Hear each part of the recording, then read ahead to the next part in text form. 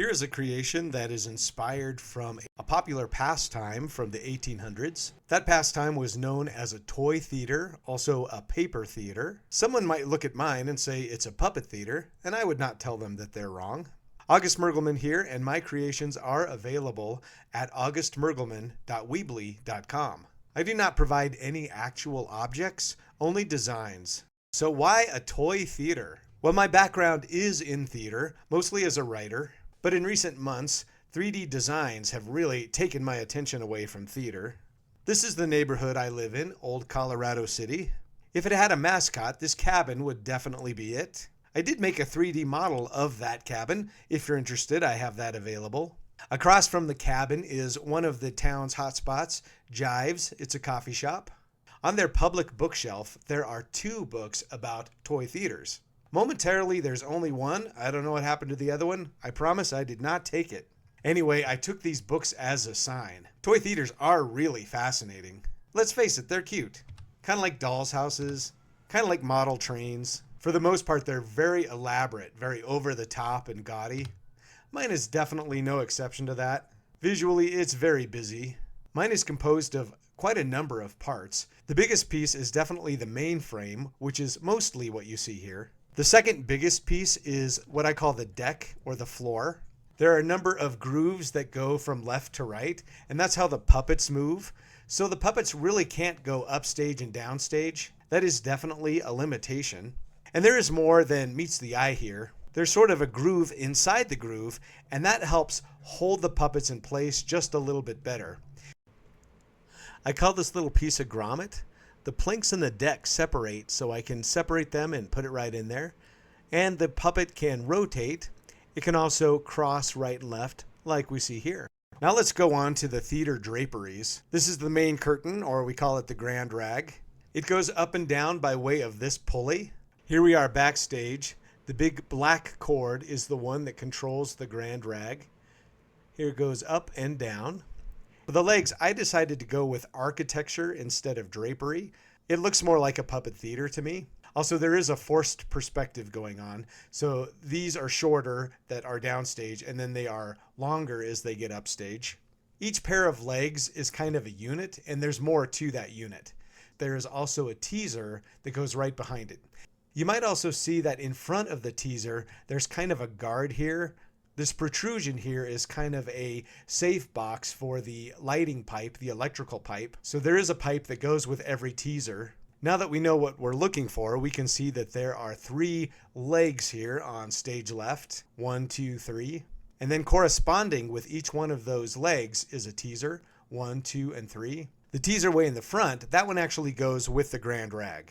Now let's go on to the scenery that moves. So I watched a YouTube video about toy theaters, and it turns out that a fly tower, just like the one that would be in a regular theater, works really well in a toy theater. All of the physics are pretty much the same. This is a top view of the fly tower that I have. One scenic element might hang from here to here between these 2 pieces. Something way in the front, like the oleo curtain, that would hang on the front 2 pieces. One on stage right, one on stage left. This would be one end of a scenic element, and this would be the other end of the same scenic element, so we can see that they're kind of parallel. Then they meet in a hub that is way upstage, so let's go there. So this chord and this chord, those would be the left and the right of one scenic element, one backdrop. Here's a recap. All of the scenic elements hang from the washers. The chords run to the hub that's way upstage. Then they meet at a row of eye hooks and binder clips way at the bottom, keeping it all in place. Watch the backdrop that is marked with red. We're going to take it out and then fly it right back in. Here's a scene from the front. Remember, the grand rag is on a pulley. Here's a wing and drop configuration that I keep around sort of as stock scenery. Here's another design, and this design only uses half of the stage. Now let's go on to the lights. Let's start with the stage lights, those which actually light the stage. I found that because these are paper elements, they really light better from the front. So the footlights are very useful. Also, they look really historic to me. And then I did add these panels that I call spotlights. And since the puppets are mostly down here, they're not too much in the way. Here's my cityscape. As we can see, the color of the light and the intensity of the light really makes a difference.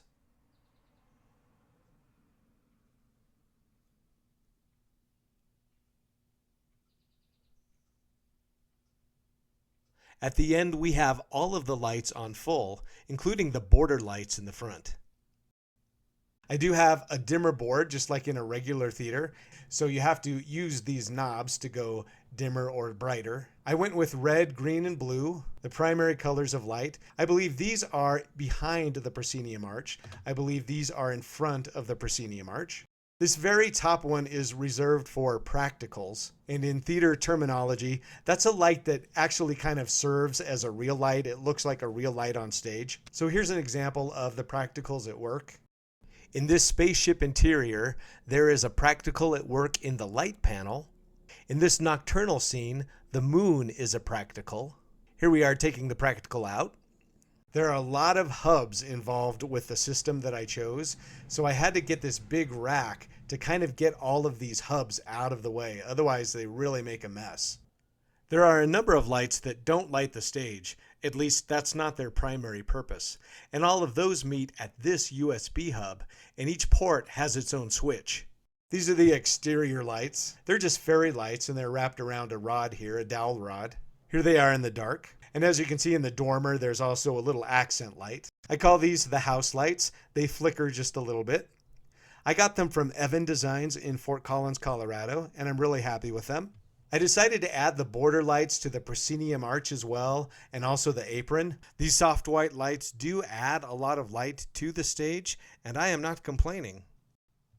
As with any project, there is always room for improvement. If I had it to do again, I would add more things like this. These hoops, or these built-in eye hooks, they're very useful for hanging elements. These rafters kind of work the same way. I was able to hang the legs from these rafters, and there are enough of them that I have options.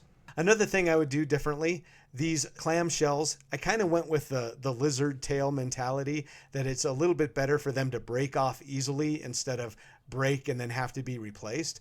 But if I had it to do again, I would probably add a bit of a root to them so that they would actually stick into the stage floor a little bit better.